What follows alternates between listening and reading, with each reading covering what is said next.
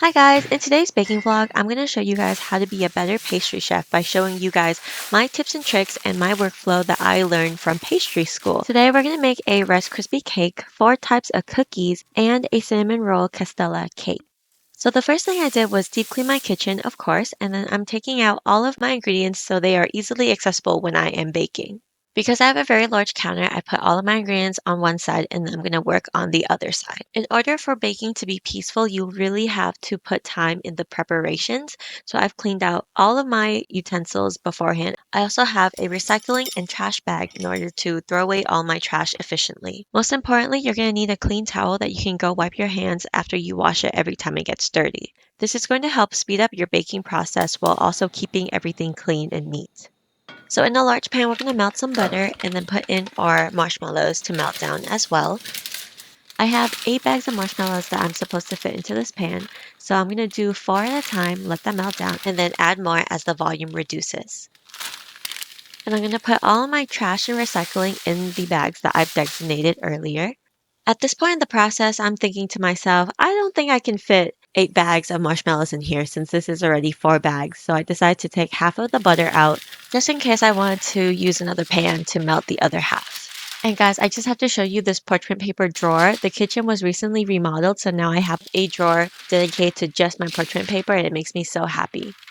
So I'm just adding some vanilla extract. It's mostly going to be kids eating this, so I'm not using my highest quality ingredients because the kids won't be able to notice. Later in the video, you'll see me use homemade high quality vanilla extract that I made from vanilla beans. One of my tips is to know your audience when you're baking because when you're baking for kids, you don't really need to splurge. You can be more cost effective and use the cheaper ingredients because the kids want a lot of sugar and that sugar is going to mask most of the flavor anyways. Being an Asian pastry chef that focuses on Asian flavors, I don't usually put a lot of sugar in my pastries. But being in America and knowing the American market, depending on my client's ethnicity, I do recommend different sugar levels to them because I know my fully American clients are going to have a different sweetness preference than my Asian American clients. Anyways, as you can tell, I forced all 8 bags into the pan and then it spilled all over the counter. And so now my counter is a mess, but we're just going to take a breath and move on. When it comes to Rice Krispies, you want to do it slowly. So I'm putting in like half of the Rice Krispie treats, half of the marshmallows, and then I'm going to mix it up, add more Rice Krispies on top, and then add more marshmallows depending on how much I need. I'm honestly doing this by eye and not so much a measurement. Like any activity, the most important thing is to build confidence in yourself that you know what you are doing and that you are capable of doing it. And of course, that's just going to come with time. I've been baking for the last 10 years, so I have a lot of knowledge that makes me feel confident. So don't get on yourself if you don't feel confident just yet. You are still learning, and that's totally okay. To work more efficiently, I'm going to be using another sheet pan to flatten my Rice Krispie tops, and then I'm going to go back into the corners with more Rice Krispie to make sure that everything is even. This was my first time making a Rice Krispie cake. If I were to make the cake again, I would spend an extra 15 minutes really making sure that these Rice Krispie sheets are even, so when I cut them out into cake layers, I don't have to spend so much time adjusting them. The backstory to this matcha powder that I'm using is also very exciting. It's actually from Taiwan. I was in Asia recently and so was my boyfriend, but we were in different countries and my boyfriend got this for me for Taiwan and it's like a fourth of the price of matcha in America, but it tastes so much better. So for all my matcha baked goods, I've been using half of the Taiwanese brand and then half of an American brand I got off of Amazon because I bought a lot of it and it's not crazy good, but it's not bad. And I don't want the matcha to go to waste. So using both together helps lower cost, but it also enhances the flavor of the not so good matcha. And if you want to direct your attention back to the screen instead of listening to my cute voice, we're just repeating the same steps as the regular Rice Krispie treats. And I'm going to take this time to tell you guys to please subscribe. I also post a lot on Instagram. I am also a dancer, so if you guys like K-pop dance covers and other dance stuff, you guys can check out my other social medias. Yippee! Going back to the educational content, you do want to clean up as you go. It's very important that you keep your workstation organized and clean like that one lady from the Ratatouille movie. So I'm just taking a pause to clean up the mess that I made earlier. I am a very anxious person and I notice my anxiety seeping into the way that I bake. I bake pretty advanced pastries and I bake in very large quantities, so it can get very stressful at times, especially because I usually bake three or more recipes at the same time. And without methods to calm my anxiety, I would not be able to bake at the level that I do. And I know I say that like I know what I'm doing, but truly this is a new concept for me too. Every 5 minutes that I'm baking, I am rolling back my shoulders, taking deep breaths, taking a moment to just focus. For any of my cakes, I bake multiple days in advance, wrap them up, and then put them into the freezer to decorate them the day of. What I'm doing right now is called a cater wrap. I used to work for a catering company with one of the chefs. Cater wrapping ensures that no air is going to get into your product, especially when it's in a freezer full of other products. So this video contains, I think, 2 days worth of baking. I'm going to finish off the Rice Krispie cake on the second day. So now we're going to move on to our 4 different types of cookies. I fully cleaned the Rice Krispie treat mess up and now I am mise en placing all of my ingredients for my cookies, which means to just measure everything out. And so when I actually start baking, it will be easy. I'm making 4 batches all together, so I'm going to measure everything out and then divide everything into 3 because I don't actually have enough bowls in the house. So now I'm going to sift all of my flours. When it comes to certain things like bread, you don't need to sift flour, but when it comes to things like cakes and cookies, anytime you're using cake flour, you must sift it. Powdered sugar, sift it. Cornstarch, sift it. The 4 cookie flavors I will be making today is matcha, chocolate, red velvet, and chocolate chip cookie. Here I'm measuring out 2 of my different matcha powders again. For the chocolate cookie, I will also be using 3 types of cocoa powder just for cost efficiency and for color. I have a very, very dark cocoa that's usually used for Oreos, and then I have the regular cocoa and a Dutch processed cocoa, which is my favorite, but a little expensive.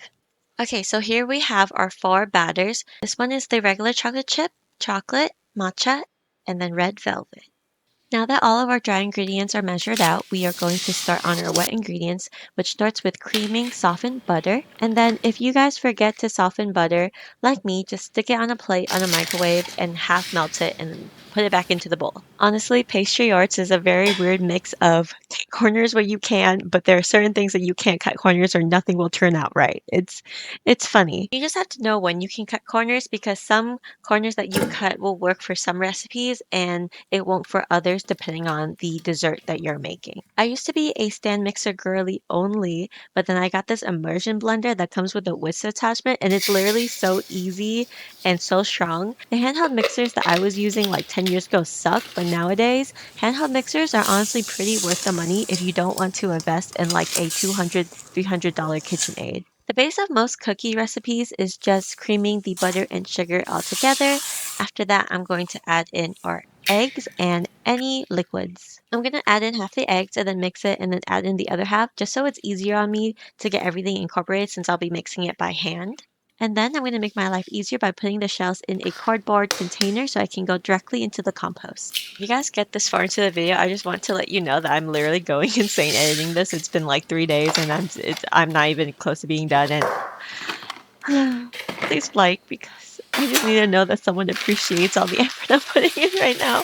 And if you want to just be in the comments being like, good job, Binhie. Oh, we're so proud of you. Like, I might have a praise king. I don't know. Okay, okay, moving on. We're following our theme by cleaning up the area before we move on. And the moving on is dividing that butter and egg mixture into our 4 bowls. The way I'm doing this is actually genius. You guys can't see, but that bowl is on a scale. And I have the full weight of the bowl with the batter inside displayed. And I'm just going to be taking off equal measured amounts of batter and then splitting those between the bowls so I know exactly how much batter is going into each bowl. It's kind of genius. I'm so proud of myself. And now once everything is measured out, I'm going to use a spatula to mix all the dough.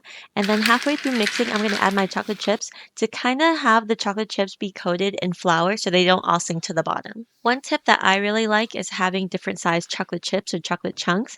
I didn't take the time to chop them up because I'm just too lazy. I can't deal with it. But it does add a lot of texture and level up your cookie. By the way, when you're working with flour, don't wear black and wear an apron. I do both because I don't like wearing an apron. It kind of restricts my breathing. I have a lot of sensory issues, and also all my clothes are black. So yeah, anyways, don't be like me. Except you want to be like me and use really, really high quality white chocolate. It's going to make such a difference in your cookies that use white chocolate. With dark chocolate is whatever. This white chocolate right here, oh, so good. It goes so well with the matcha. It enhances the flavor so much. In the industry, you buy chocolate in these like, are they 50-pound, 25-pound bags? But they're like $50 each. And the more expensive ones are like $100 per bag, but they are truly worth it. So the matcha and red velvet cookies get white chocolate chips, and the chocolate and regular cookies get dark chocolate chips. Semi-sweet chocolate chips also work, but milk chocolate cookies are crime, jail. It's too sweet to put on desserts that are already so sweet. The core of being a pastry chef is knowing how to balance your flavors in your desserts. I didn't record this step, but I separate all the dough into 5-ounce balls and then put them into the freezer overnight. The next day, I took them out and we are going to bake all of the cookies today. It's 50 cookies in total. The cookies are so massive that only 6 cookies fit on each tray, so I can fit 3 trays in one oven, and my second oven is broken right now, so we can only bake 18 cookies at a time, so it's going to take around 3 batches to fully cook all the cookies. Also, peep my matcha setup on the left. If you guys want a matcha video, let me know. I've been obsessed with matcha lately because I started watching this YouTuber called Your Mom Ashley, and Ashley is like really into matcha, and I was like, ooh, maybe I should try some matcha, and I just got a little too obsessed with it. So this is the first batch of cookies. She's cute. Fun fact, I actually hate eating a lot of sweets, so I don't taste any of my baked goods unless I have to. I give it to my boyfriend Chen, who is also a cook, to do it for me, and then I just maybe take a bite here or there just to make sure the flavors aren't rancid. But after that, I truly don't like cookies. So my recipes make very thick cookies that don't really spread much, and because these are coming straight out of the freezer, that also makes them spread even less. So I'm squishing them down so they spread a little more because they weren't spreading as much as I would like.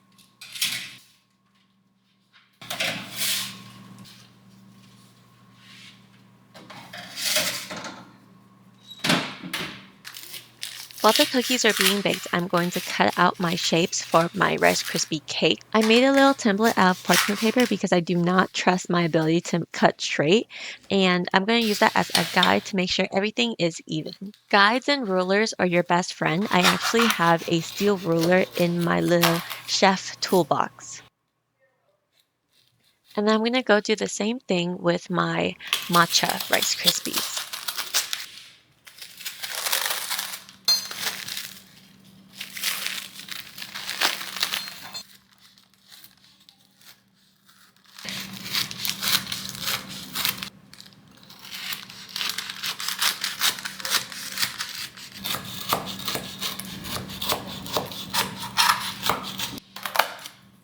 So while I cut these Rice Krispies, I'm also still baking my cookies and I'm multitasking.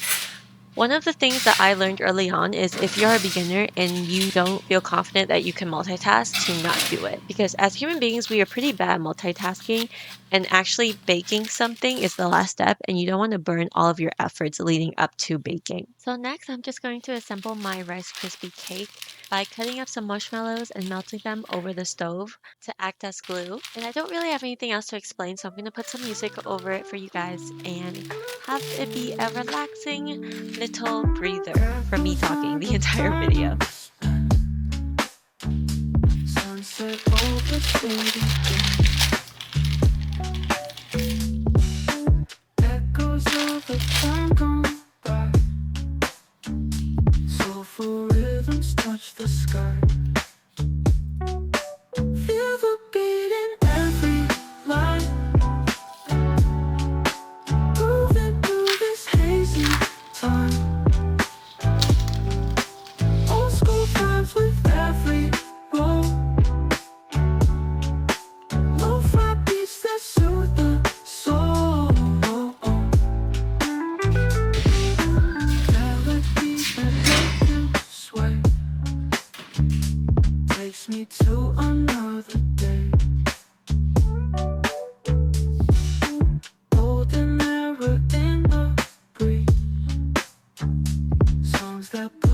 mind at ease. Feel the beat in every line, moving through this hazy time. Old school vibes with every roll,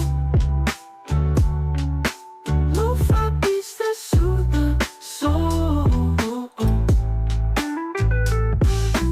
Dusty records, simple days, every note a warm embrace. Heartfelt drums and faded brass, moments that are built to last. Feel the beat I'm gonna be honest with you guys, the cake was looking really fugly, so we had to go to Walmart to grab this blowtorch to make the cake look like it wasn't, you guys can see it. You guys can see it. It was looking a little too much for a little kid's birthday cake. Guys, welcome to. What the fuck is this? But moving on, we are currently packaging all the cookies. And then after all the cookies have been packaged, I'm going to move on to the cinnamon roll cake. So I did not film the process of baking the cake, only decorating. So here I'm going to be whipping up some heavy cream with some sugar. And I did mess up a little because I forget that when you put heavy cream in a piping bag, that it does kind of like whip it up a little more. So you don't want to whip your whipped cream to perfect peak. You want to just do it a little less, or your whipped cream will be over whipped once you actually pipe it out. Because a Castella cake and whipped cream has so little ingredients, I will be using my highest quality ingredients. So this is homemade vanilla extract with vanilla beans and vodka. Again, I made the cake a few days beforehand and froze it, and so on the day of, I could just decorate it and it would be fresh. I'm just going to put a thin layer of whipped cream on top as a base before I draw on my character. I'm using a offset spatula, which is a essential as a pastry chef, and I'm gauging my pressure to make sure that the layer is even. You want the edge of the spatula to be slightly angled so it's pushing the cream and not just slicing through the cream. This doesn't have to be perfect, but it does have to be even because we will be putting strawberries on top and we will hide any imperfections. Here I'm filling my piping bag to pipe out my buff cinnamon roll. So Cinnamoroll is a Sanrio character. If you guys don't know what that is, think about Hello Kitty. She is a Sanrio character as well. But the buff Cinnamoroll is kind of a meme. He's actually a dog, so he's a cute little dog, but in this picture he is a buff man. Honestly, I agreed to do this cake because I thought it was going to be so funny looking at a buff Cinnamoroll. But that is all for this video. I hope you guys enjoyed it. If you guys learned anything, please let me know. Any feedback is appreciated. Don't forget to like and subscribe, and just let me know what other videos you guys might enjoy.